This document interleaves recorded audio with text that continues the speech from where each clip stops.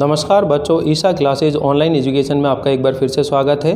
देखिए बच्चों, हम लोग आज इस वीडियो के अंदर 8 नंबर का जो चैप्टर है 8वें नंबर का, उसे हम लोग पढ़ने वाले हैं, जिसका नाम है एक कुत्ता और एक मैना। हजारी प्रसाद द्विवेदी के द्वारा लिखा हुआ ये एक संस्मरण है और इसके विषय में हम लोग जानेंगे कि कैसे उन्होंने अपने साथ बीते हुए जो अनुभव है वो इस चैप्टर के माध्यम से बताया। तो चलिए पढ़ना शुरू करते हैं। आप अपनी अपनी बुक निकाल लीजिए। सबसे पहले हम हजारी प्रसाद द्विवेदी जी के जीवन परिचय के बारे में बात करेंगे कि आचार्य हजारी प्रसाद द्विवेदी जी का जो जन्म है वो 1907 में हुआ। तो देखिए बच्चों, मैं इससे पहले भी बता चुका हूँ कि आपका जो जीवन परिचय आता नहीं है एग्जाम के अंदर, इसलिए मैं आप लोगों को केवल जो बुक में बातें लिखी हैं वही चीज़ें मैं आप लोगों को समझा रहा हूँ और उसी से आप लोग अपना जो चैप्टर है उसे तैयार कीजिएगा। तो सबसे पहले हम बात कर रहे हैं हजारी प्रसाद द्विवेदी का जीवन परिचय। ठीक है, तो इसके अंदर आप लोग लिखेंगे सबसे पहले कि इनका जो जन्म है वो सन 1907 ईस्वी के अंदर 1907 ईस्वी के अंदर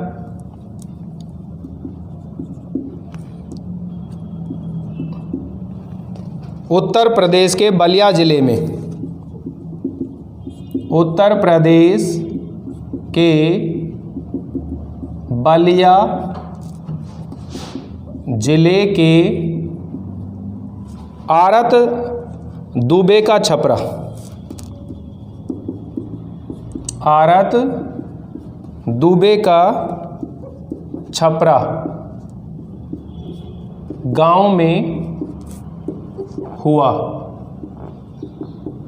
ठीक है, तो ये लाइन लिखेंगे सन 1907 ईस्वी में उत्तर प्रदेश के बलिया जिले के आरत दुबे का छपरा नामक गांव में इनका जन्म हुआ। हजारी प्रसाद द्विवेदी जी का जन्म हुआ और उन्होंने उच्च शिक्षा काशी हिंदू विश्वविद्यालय से प्राप्त करी। उच्च शिक्षा की अगर हम बात करें, यानी उच्च शिक्षा BA MA जो उन्होंने किया, तो उच्च शिक्षा काशी हिंदू विश्वविद्यालय, काशी हिंदू विश्वविद्यालय,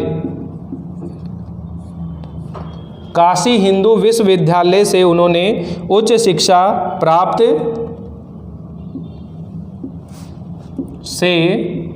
प्राप्त की तथा शांति निकेतन, काशी हिंदू विश्वविद्यालय और पंजाब विश्वविद्यालय में अध्यापन कार्य किया और सन 1979 यानी 1979 के अंदर इनका क्या हो गया, निधन हो गया। अगर हम बात करें निधन की तो सन 1989 यानी 79 ईस्वी में हुआ।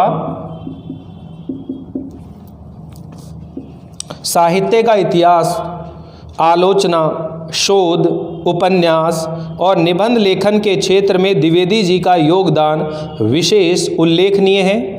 अशोक के फूल, कुटज, कल्पलता इत्यादि ललित निबंध इनके द्वारा ही लिखे गए हैं।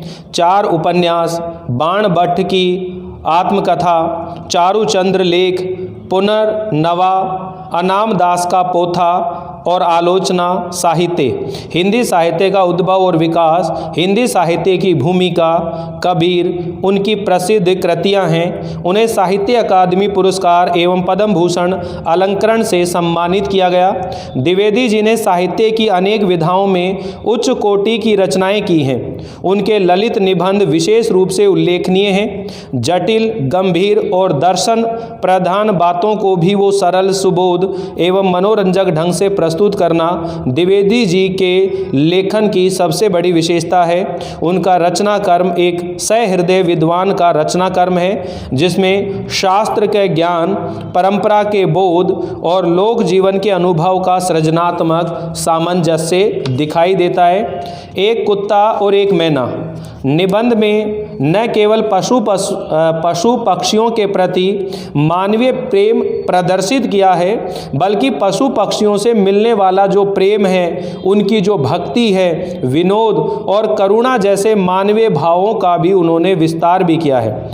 इसमें रविंद्रनाथ टैगोर की कविताओं और उनसे जुड़ी हुई स्मृतियों के सहारे गुरुदेव की संवेदनशीलता, आंतरिक विराटता और सहजता के चित्र तो उकेरे ही गए हैं, पशु पक्षियों के संवेदनशील जीवन का भी बहुत सूक्ष्म निरीक्षण है। ये निबंध सभी जीवों से प्रेम करने की प्रेरणा देता है। तो देखिए ये जो निबंध है बच्चों, यहाँ पशु पक्षियों के प्रति संवेदनशील रहने, संवेदनशील का मतलब है कि जितना दुख दर्द हमें होता है उतनी ही पीड़ा पशु पक्षियों को भी होती है। जैसे हम किसी के साथ जुड़ते हैं तो धीरे धीरे उससे मित्रता हो जाती है, फिर उसके जीवन में कुछ भी होता है तो उससे हमें दुख होता है। उसी तरह पशु पक्षियों के अंदर भी संवेदनशीलता होती है। वो भी जिस घर में रहते हैं, जिस मालिक के साथ रहते हैं, उसके साथ में बहुत संवेदनाएं रखते हैं। तो कुत्ता और मैना ये दो प्राणी यहाँ पर हैं। इनका वर्णन हम पढ़ेंगे कि जब गुरु रविंद्रनाथ जी जो है शांति निकेतन छोड़कर चले गए थे तो उनका जो कुत्ता है वो भी उनके पीछे पीछे पहुँच जाता है। ऐसे एक मैना होगी इसके अंदर, लंगड़ी मैना, उसकी कहानी से हम लोग सीखेंगे। तो देखिए यहाँ मैं थोड़ा सा विवरण आप लोगों को समझा देता हूँ, फिर हम लोग रीडिंग करते हुए इस चीज़ को समझते हुए चलेंगे। एक कुत्ता और एक मैना, ये जो पाठ है ये संस्मरण निबंध है और गुरुदेव रविंद्रनाथ ठाकुर के आवास के कुत्ते तथा मैना के विषय में लिखा गया है। ये एक कुत्ता और एक मैना,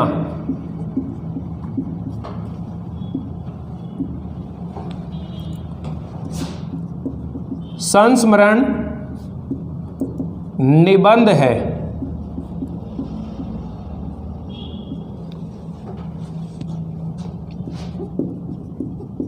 इसका विषय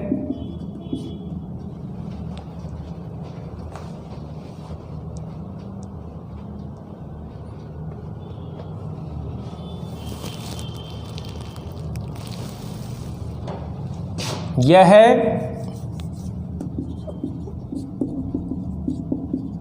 रविंद्रनाथ ठाकुर के निवास स्थान पर रहने वाला कुत्ता और मैना, कुत्ता और मैना के विषय में लिखा गया है। कुत्ता और मैना के विषय में लिखा गया है।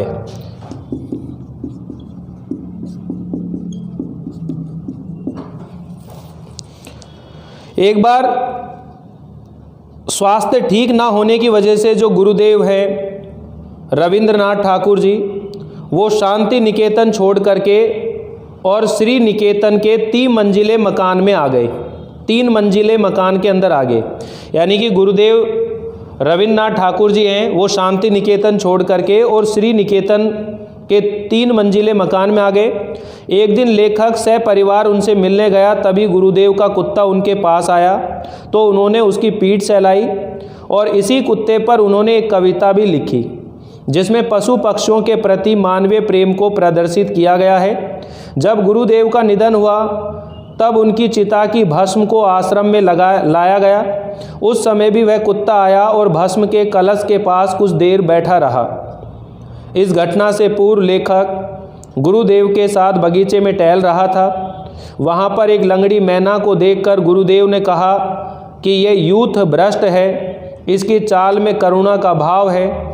उन्होंने बताया शायद ये विदुर पति है, यानी कि विदुर पति है, कहने का मतलब या तो वो मेल है या फिर फीमेल है। इस तरह वो बात करते हुए चलता है। तो हम लोग यहाँ इसके बारे में पढ़ते हुए चलते, रीडिंग करते हैं और इस निबंध को सीखते हैं कि आखिर इसमें क्या क्या बातें बताई हैं। आज से कई वर्ष पहले गुरुदेव के मन में आया कि शांति निकेतन को छोड़कर कहीं अन्यत्र चलें। यानी कि गुरुदेव कौन है? रविंद्रनाथ ठाकुर। उनका एक दिन विचार आया कि शांति निकेतन को छोड़कर कहीं दूसरी जगह चलते हैं। स्वास्थ्य बहुत अच्छा नहीं था, उनका जो स्वास्थ्य है अच्छा नहीं था, शायद इसलिए या पता नहीं क्यों तय पाया कि वे श्री निकेतन के पुराने 3 मंजिले मकान में कुछ दिन रहे। तो वहाँ पर देखा कि वो शांति निकेतन को छोड़कर और श्री निकेतन के पुराने अपने 3 मंजिले मकान के अंदर वो कुछ दिन रहे। शायद मौज में आकर ही उन्होंने यह निर्णय किया हो। वे सबसे ऊपर के तल्ले का मतलब है मंजिल, वह सबसे ऊपर के तले में यानी मंजिल में रहने लगे। उन दिनों ऊपर तक पहुंचने के लिए लोहे की चक्करदार सीढ़ियां थी। उस समय ऊपर जाने के लिए लोहे की ऐसे चक्करदार सीढ़ियां होती हैं, वो चक्करदार सीढ़ियां थी। और वृद्ध और क्षीण वपु यानी कि कमज़ोर शरीर वाला, एक तरह से कमज़ोर शरीर वाला वह रविंद्रनाथ के लिए उस पर चढ़ सकना असंभव था। फिर भी वह बड़ी कठिनाई से उन्हें वहाँ ले जाया जा सका। उन दिनों छुट्टियाँ थीं, आश्रम के अधिकांश लोग बाहर चले गए थे।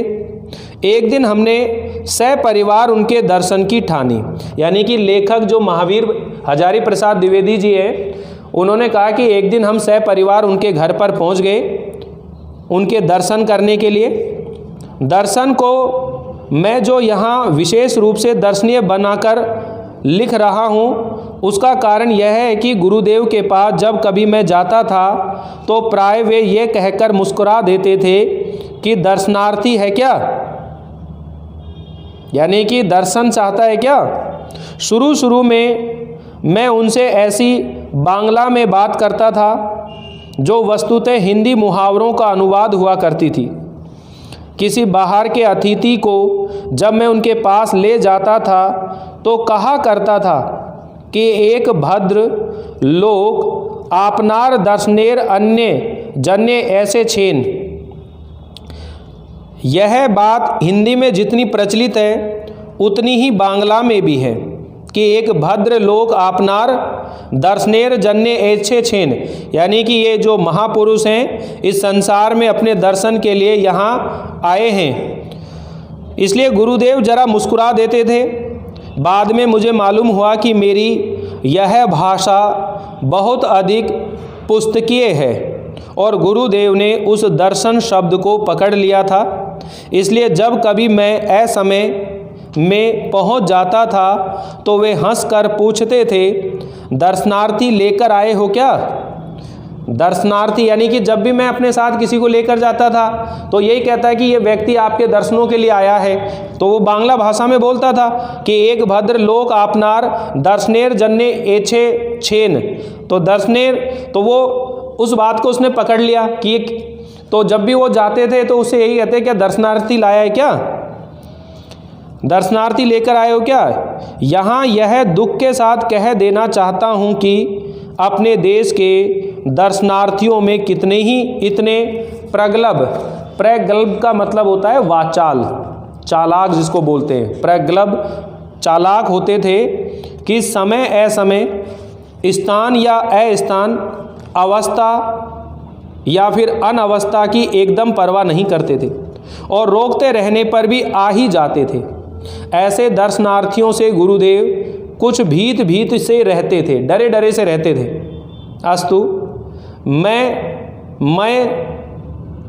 बाल बच्चों के यानी बाल बच्चों के साथ, मैं का अर्थ होता है साथ या युक्त, मैं बाल बच्चों के साथ एक दिन श्री निकेतन जा पहुंचा।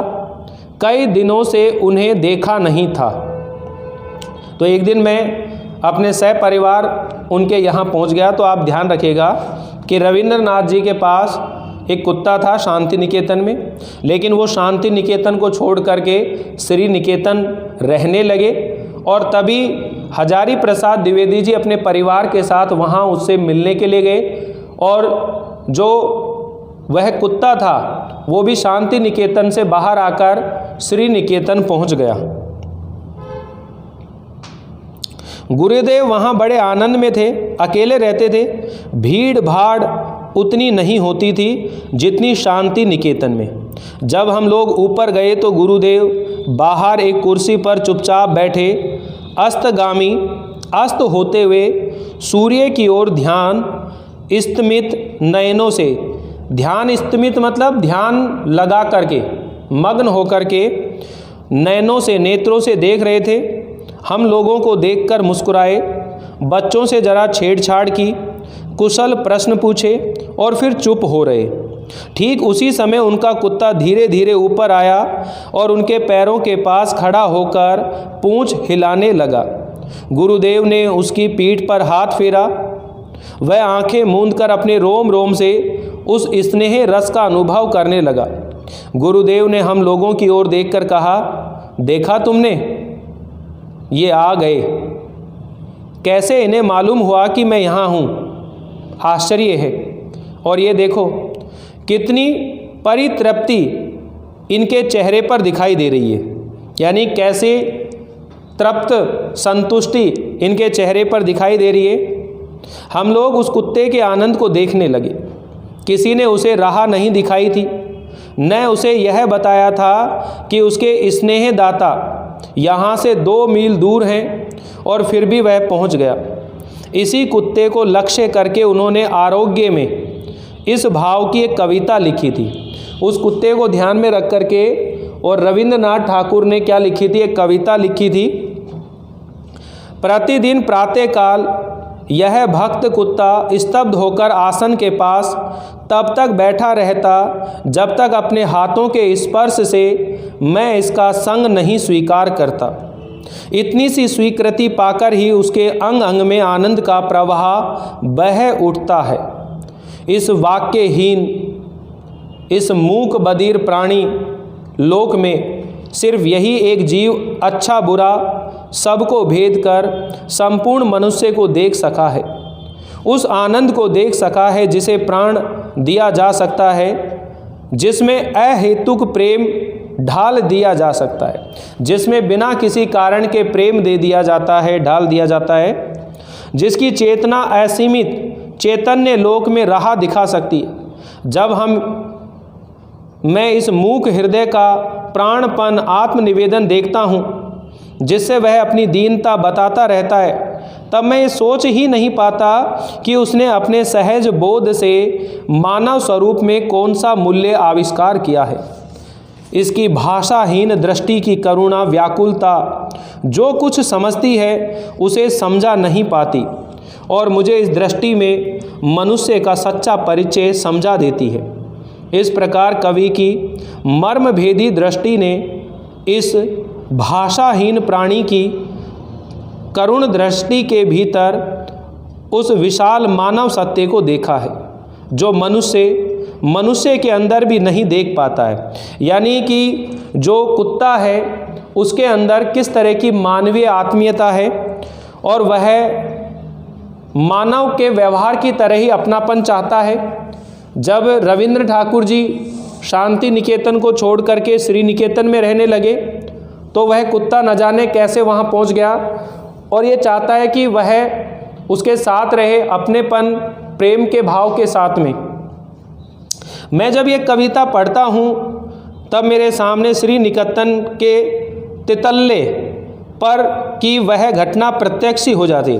3 तल्ले का मतलब है 3 मंजिलें, तीसरी मंजिल पर रविंद्रनाथ रहते थे वहाँ पर। तो ये जो घटना होती है, हजारी प्रसाद द्विवेदी कह रहे हैं कि जब भी मैं ये कविता पढ़ता हूँ तब मेरे सामने श्री निकेतन के उस 3 मंजिले पर वह घटना प्रत्यक्ष होती हुई सी दिखती है। वह आँख मूंद कर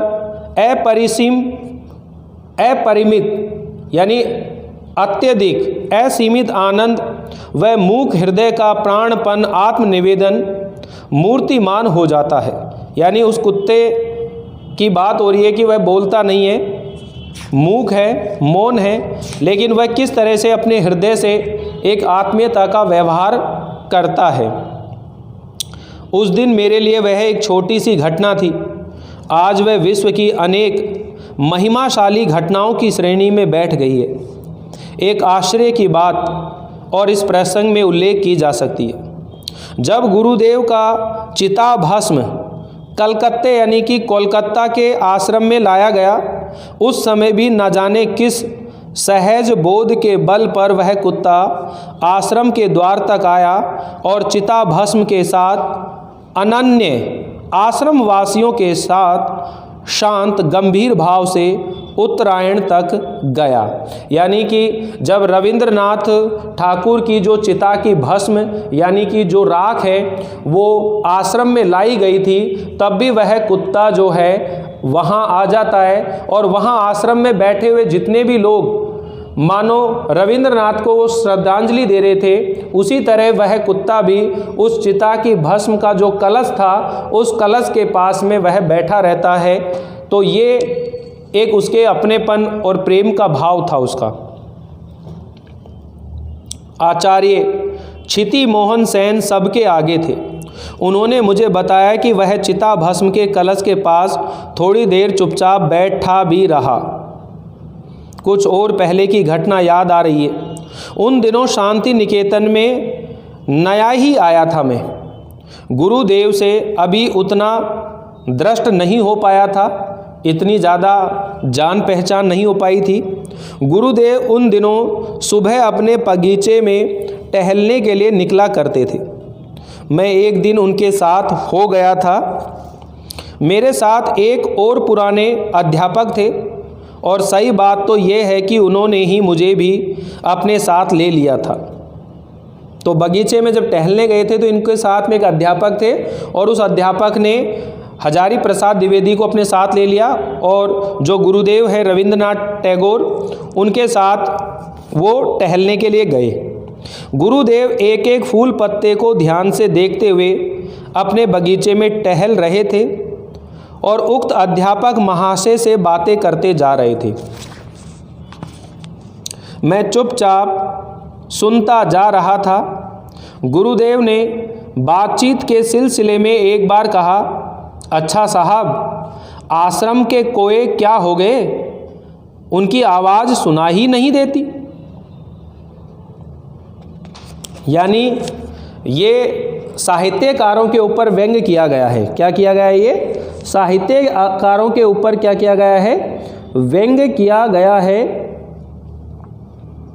कि आश्रम के अंदर किस तरह की लेखक द्वारा कौवों की उपमा जो है, ये जो आधुनिक साहित्यकार हैं उनसे देना है। कौवों के द्वारा प्रवास करने को बाध्य होना आदि प्रसंगों में व्यंग्य की प्रधानता है। यानी जो कौवे हैं वो घर बनाकर कम रहते हैं, तो आश्रम में वो कम समय में रहे। आधुनिक जो साहित्यकार थे उनकी आवाज़ सुनाई नहीं देती। न तो मेरे साथी उन अध्यापक महाशय को ये खबर थी और न मुझे ही। बाद में मैंने लक्ष्य किया कि सचमुच कई दिनों से आश्रम में कौवे नहीं दिख रहे हैं। कौवे यहाँ किसके लिए आया है? आधुनिक जो साहित्यकार हैं उनके लिए कौवे शब्द का इस्तेमाल किया गया है। मैंने तब तक कौवों को सर्वव्यापक पक्षी ही समझ रखा था। अचानक उस दिन मालूम हुआ कि ये भले आदमी भी कभी कभी प्रवास को चले जाते हैं या चले जाने को बाध्य होते हैं। एक लेखक ने कौवों की आधुनिक साहित्यकारों से उपमा दी, अंडरलाइन कर लीजिए, क्योंकि इनका मोटो है मिसचिफ फॉर मिसचिफ सेक, शरारत के लिए ही शरारत, शरारत के लिए ही शरारत। तो क्या कौवों का प्रवास भी किसी शरारत के उद्देश्य से ही था? प्राय एक सप्ताह के बाद बहुत कौवे दिखाई दिए। यानी एक सप्ताह बाद वहाँ बहुत से आधुनिक साहित्यकार आ गए थे। एक दूसरी बार मैं सवेरे गुरुदेव के पास उपस्थित था। उस समय एक लंगड़ी मैना फुदक रही थी। अब ये दूसरे मैना के बारे में बात आ रही है, पहले कौवे के बारे में बात करी। उस समय एक लंगड़ी मैना फुदक रही थी। गुरुदेव ने कहा, देखते हो ये यूथ भ्रष्ट है, यानी कि ये एक तरह से भटक गई है अपने रास्ते से। तो यूथ भ्रष्ट का जो मतलब है अपने समूह से अलग होना, कि ये यूथ भ्रष्ट है, अपने समूह से अलग हो गई है, रोज़ फुदकती है ठीक यहीं पर आकर के। कि ये जो मैना है अपने समूह से अलग हो गई है और रोज़ फुदकती है यहीं आकर। मुझे इसकी चाल में एक करुण भाव दिखाई देता है। गुरुदेव ने अगर कह न दिया होता तो मुझे उसका करुण भाव एकदम नहीं दिखता। मेरा अनुमान था कि मैना करुण भाव दिखाने वाला पक्षी है ही नहीं, वह दूसरों पर अनुकंपा ही दिखाया करती है। 3-4 वर्ष से मैं एक नए मकान में रहने लगा हूँ। मकान के निर्माताओं ने दीवारों में चारों ओर एक एक सुराख छोड़ रखी है। ये कोई आधुनिक वैज्ञानिक खतरे का समाधान होगा। सो एक मैना दंपति नियमित भाव से प्रति वर्ष यहाँ गृहस्थी जमाया करते हैं। तिनके और चिथड़ों का अंबार लगा देते हैं। भले मानस गोबर के टुकड़े तक ले आना नहीं भूलते। हैरान होकर हम सुराखों में ईंटें भर देते हैं, परंतु वे खाली बची जगह का भी उपयोग कर लेते हैं। पति पत्नी जब कोई एक तिनका लेकर सुराख में रखते हैं तो उनके भाव देखने लायक होते हैं। यानी मैना जब अपना घोंसला बनाती है, अपना घर बनाती है, तो उसके बारे में बात हो रही है। पत्नी देवी का तो कहना ही क्या कहना। एक तिनका ले आई तो फिर एक पैर पर खड़ी होकर जरा पंखों को फटकार दिया, चोंच को अपने ही पैरों से साफ कर लिया और नाना प्रकार की विभिन्न प्रकार की मधुर और विजय उद्घोषी वाणी में गान शुरू कर दिए। हम लोगों की तो उन्हें कोई परवाह ही नहीं रहती। अचानक इसी समय अगर पति देवता भी कोई कागज का या गोबर का टुकड़ा लेकर उपस्थित हुए तब तो क्या कहना। दोनों के नाच गान और आनंद नृत्य से सारा मकान मुखरित हो उठता है।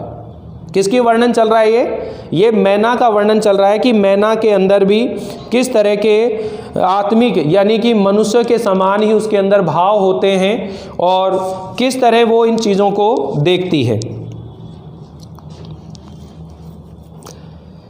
इसके बाद ही पत्नी देवी जरा हम लोगों की ओर मुखातिब होकर लापरवाही भरी अदा से कुछ बोल देती है। पति देवता भी मानो मुस्कुराकर हमारी ओर देखते, कुछ रिमार्क करते और मुंह फेर लेते हैं।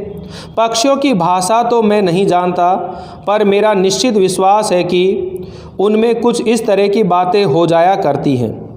पत्नी: ये लोग यहाँ कैसे आ गए जी? पति: बेचारे आ गए हैं तो रह जाने दो, क्या कर लेंगे। पत्नी: लेकिन फिर भी इनको इतना तो ख्याल होना ही चाहिए कि ये हमारा प्राइवेट घर है। पति: आदमी जो है इतनी अकल कहाँ इनमें।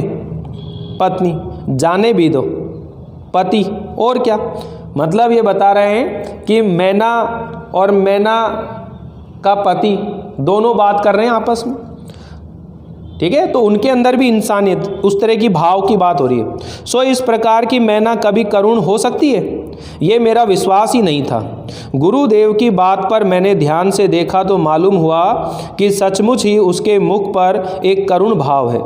शायद ये विदुर पति था, यानी ऐसा पुरुष जिसकी पत्नी मर जाती है उसे विदुर कहते हैं, और ऐसी पत्नी जिसका पति मर जाता है उसे विधवा कहते हैं। यानी पत्नी यानी स्त्री का पति मर जाता है तो विधवा होती है, और पुरुष की पत्नी मरती है तो वो विदुर हो जाता है। तो वो कह रहे हैं कि या तो ये विदुर पति था जो पिछली स्वयंवर सभा के युद्ध में आहत और परास्त हो गया था, या फिर ये विधवा पत्नी है जो पिछले बिडाल के आक्रमण के समय पति को खोकर युद्ध में ईषत चोट खाकर एकांत विहार कर रही है। हाय, क्यों इसकी ऐसी दशा है।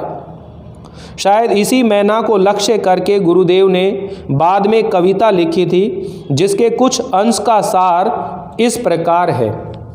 यानी कि मैना को ध्यान में रखकर गुरुदेव ने कविता लिखी थी, उसका सार यहाँ पर है। उस मैना को क्या हो गया है यही सोचता हूँ, क्यों वह दल से अपने समूह से अलग होकर अकेली रहती है। पहले दिन देखा था सैमर के पेड़ के नीचे मेरे बगीचे में, जान पड़ा जैसे एक पैर से लंगड़ा रही हो। उसके बाद उसे रोज सवेरे देखता हूँ संगीहीन अपने साथियों के बिना होकर कीड़ों का शिकार करती फिरती है। चढ़ जाती है बरामदे में, नाच नाच कर चहल कदमी किया करती है। मुझसे जरा भी नहीं डरती। क्यों है ऐसी दशा इसकी? समाज के किस दंड पर उसे निर्वासन मिला है, दल के किस अविचार पर उसे मान किया है। कुछ ही दूरी पर और मैनाएं बक छक कर रही हैं, घास पर उछल कूद कर रही हैं, उड़ती फिरती हैं। शीरीष वृक्ष की शाखाओं पर इस बेचारी को ऐसा कुछ भी शौक नहीं है। इसके जीवन में कहाँ गांठ पड़ी है, यही सोच रहा हूँ। सवेरे की धूप में मानो सहज मन से आहार चुगती हुई झड़े हुए पत्तों पर कूदती फिरती है सारा दिन। किसी के ऊपर इसका कुछ अभियोग है, यह बात बिल्कुल नहीं जान पड़ती। इसकी चाल में वैराग्य का गर्व भी तो नहीं है, दो आग सी जलती आंखें भी तो नहीं दिखती आदि। ये उस कविता का भाव है। जब मैं इस कविता को पढ़ता हूँ तो उस मैना की करुण मूर्ति अत्यंत साफ होकर सामने आ जाती है। कैसे मैंने उसे देखकर भी नहीं देखा और किस प्रकार कवि की आंखें उस बिचारी के मर्म स्थल तक पहुँच गई। सोचता हूँ तो हैरान हो जाता हूँ। एक दिन वह मैना उड़ गई, सायंकाल कवि ने उसे नहीं देखा। जब वह अकेले जाया करती है उस डाल के कोने में, जब झिंगूर अंधकार में झनकारता रहता है, जब हवा में बांस के पत्ते झरझराते रहते हैं, पेड़ों की फांक से पुकार करता है नींद तोड़ने वाला संध्या तारा, कितना करुण है उसका गायब हो जाना। तो ये इस तरह से संस्मरण है मैना और कुत्ता दोनों के वृतांत यहाँ पर बताए गए हैं और दोनों को बड़े ही अच्छे ढंग से यहाँ प्रस्तुत करने की कोशिश की है। अब हम बात करें इनके क्वेश्चन आंसर की। तो देखिए, गुरुदेव ने शांति निकेतन को छोड़कर कहीं और रहने का मन क्यों बना दिया? तो इसलिए उन्होंने कहा कि वो कुछ दिनों के लिए आराम और एकांत में रहना चाहते थे। दूसरा कारण ये भी था कि जब वो शांति निकेतन में रहते थे तो वहाँ आने जाने वाले लोगों की भीड़ ज़्यादा थी, इसलिए वहाँ उनको शांति नहीं मिल रही थी। तो वो शांति और आनंद के साथ रहना चाहते थे, इसलिए उन्होंने शांति निकेतन को छोड़कर और श्री निकेतन में चले गए। मूक प्राणी मनुष्य से कम संवेदनशील नहीं होते, इस पाठ के आधार पर बताइए। तो आपने बताना है कि जो मूक प्राणी हैं वो मनुष्य से कम संवेदनशील नहीं होते हैं। इसी बात को रविंद्रनाथ ने अपने कुत्ते के व्यवहार के माध्यम से बताया कि वह अपने मालिक के प्रति पूरी तरह समर्पित होता है। जब गुरुदेव अपने कुत्ते को शांति निकेतन छोड़ करके और श्री निकेतन आ गए थे तो वह कुत्ता भी कुछ दिन बाद श्री निकेतन पहुंच जाता है और जब गुरुदेव उसकी पीठ पर हाथ सहलाते हैं तो वह अपनेपन का व्यवहार करता है। साथ ही जब गुरुदेव ठाकुर जो रविंद्र ठाकुर जी हैं उनकी चिता की भस्म आश्रम में लाई जाती है तो वह कुत्ता उनकी चिता के भस्म के कलश के पास बैठा रहता है। इसलिए जो मूक प्राणी होते हैं वो भी क्या होते हैं, संवेदनशील होते हैं और वो भी अपनेपन का व्यवहार चाहते हैं। तीसरा क्वेश्चन है, गुरुदेव द्वारा मैना को लक्ष्य करके लिखी गई कविता के मर्म को लेखक कब समझ पाया? श्री निकेतन में गुरुदेव ने एक लंगड़ी मैना को दिखाते हुए लेखक से कहा कि ये यूथ भ्रष्ट है, रोज़ यहाँ आकर फुदकती है और मुझे इसकी चाल में करुण भाव दिखाई पड़ता है। उस समय लेखक को उसका करुण भाव बिल्कुल भी नहीं दिखाई दिया था, किंतु जब उसी मैना को लक्ष्य करके लिखी गई गुरुदेव की कविता को लेखक ने पढ़ा तो वह इस कविता का मर्म जो है समझ पाया था। चौथा क्वेश्चन है, इस प्रस्तुत पाठ एक निबंध है। निबंध गद्य साहित्य की उत्कृष्ट विधा है जिसमें लेखक अपने भावों और विचारों को कलात्मक और लालित्यपूर्ण शैली में अभिव्यक्त करता है। इस निबंध में उपर्युक्त विशेषताएं कहाँ झलकती हैं, किन्हीं चार का उल्लेख कीजिए। एक कलात्मक शैली है, यानी मैना दंपत्ति के प्रसंग में ये विशेषता झलकती है। दोनों के नाच गान और आनंद नृत्य से सारा मकान मुखरित हो उठता है। इसके बाद ही पत्नी देवी जरा हम लोगों की ओर मुखातिब होकर लापरवाही भरी अदा से कुछ बोल देती है और पति देवता भी मानो मुस्कुराकर हमारी ओर देखते कुछ रिमार्क करते और मुंह फेर लेते हैं। लालित्यपूर्ण शैली भी है और सरस व्यंग्य भी किया गया है इसमें। और कल्पना की अनुभूति भी है। इस प्रकार इस कविता के अंदर सभी बातों का बहुत सुंदरता से वर्णन किया गया है। और साथ ही आप लोग ये सब जानते हैं बच्चों, मैं आपको बता रहा हूँ कि आपको कोई भी एक पैराग्राफ दिया जाएगा और उस पैराग्राफ के अंदर नीचे 3 या 4 प्रश्न पूछे जाएंगे आप लोगों से, और उन प्रश्नों का उत्तर आप लोगों को बताना होता है। ज़्यादा कठिन आपको पेपर नहीं मिलने वाला, इजी पेपर आएगा, इसलिए आप अपनी तैयारी को जारी रखें। और पेपर का जो पैटर्न है वो आपको 15 जनवरी के बाद में मिलने वाला है, तो वहाँ उसके बाद में कुछ बातें आपको और भी समझ में आ जाएंगी। तो बिल्कुल भी टेंशन ना लें, पढ़ते रहें। ये जो गद्य पार्ट है इसके 8 चैप्टर कंप्लीट हो गए हैं। अब हम लोग जो पद पार्ट है, पद भाग है, जिसको काव्य खंड भी कहा जाता है, उसे हम लोग शुरू करेंगे। आपका काम ये है कि अब तक के जो 8 चैप्टर हैं, 8 में से आप लोगों को 5 यानी 3 हटा देने, और मैं बीच बीच में छोड़ दिए उनको नहीं पढ़ाया आप लोगों को। तो जिन चैप्टर को मैंने नहीं पढ़ाया है तो इसका मतलब है कि वो आपके कोर्स में अब नहीं रहे, यानी कि इस कोरोना काल की वजह से जो 40% कोर्स कम हुआ है, आपका कोर्स जो रिड्यूस हुआ है, उस कोर्स के हिसाब से मैं आप लोगों को पढ़ा रहा हूँ। और आप इसी आधार पर सभी चैप्टर जो है, जो पढ़ाए गए, उनका वर्क जरूर अपने नोटबुक में कर लें। मैं आपको उसे PDF फॉर्म में सेंड कर दूंगा। तो जुड़े रहिए, इसी तरह बने रहिए। मिलते हैं अगली बार नए चैप्टर को लेकर। तब तक के लिए थैंक यू, बाय बाय।